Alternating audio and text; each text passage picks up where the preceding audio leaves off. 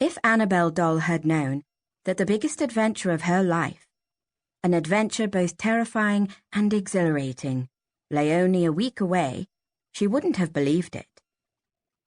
This was because she'd just been on an unexpected adventure, and also because it was hard to concentrate on any thought when she was being flown through the air like a bumblebee by a sticky 6-year-old. "Buzz, buzz," Nora Palmer said loudly, as she whooshed Annabel in dizzying arcs through the hallway, into her sister Kate's room, past a window, and back into the hallway. Annabel could smell marshmallow on Nora's fingers. "Bzz, bzz, little bee. What are you doing inside on a nice summer day? You're supposed to be outside with the flowers. Be careful, or someone will swat you." Nora paused.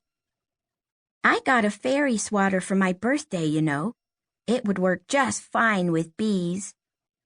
"Except that I'm a doll, not a bee," thought Annabel, as Nora buzzed her once again through Kate's room and past the doll's house, where she could see her porcelain family posed stiffly in the spots where Kate had left them earlier.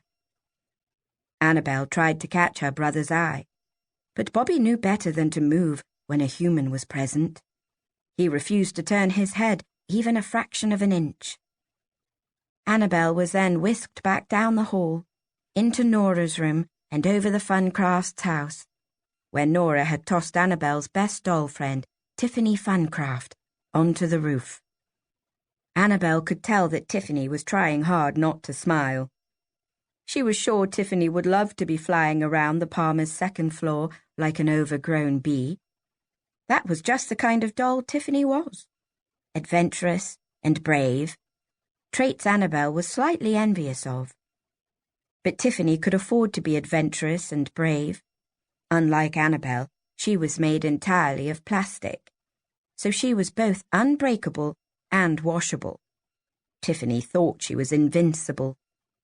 Annabel Doll, on the other hand, was not only made of porcelain, fragile, breakable porcelain, but she was over 100 years old. Her fussy clothes were beribboned and lacy, and some of the stitching was starting to pull loose. If anyone should be flying through the air, it was one of the Funcrafts, not Annabel. But Nora Palmer didn't think of things like that. Kate Palmer did, though. "Nora!" Kate's voice exclaimed suddenly. "What on earth are you doing with Annabel? Put her down right now!"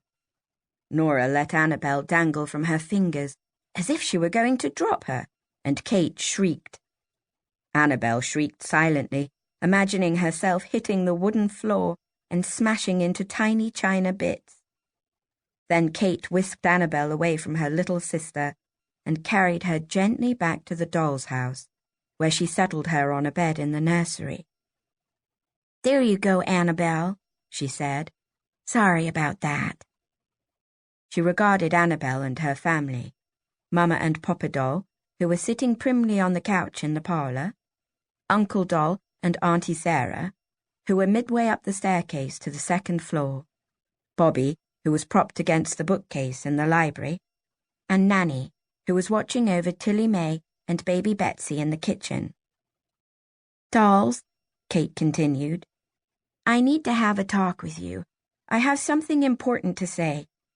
There's going to be a big change." "Kate," called Mrs. Palmer from downstairs. "Could you and Nora come here for a minute, please?" "Okay," Kate called back.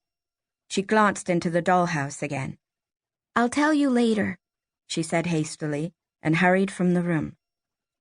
Uh-oh, Annabel thought nervously. A big change. That doesn't sound good. As soon as she heard 2 pairs of feet run down the stairs, she leaned over the edge of the dollhouse and called. "Mama, what?" "Annabel," her mother replied in a shocked whisper. "For heaven's sake, no talking now. What are you thinking?" "Yeah, we're already being punished," said Bobby from the library. "And it's all your fault."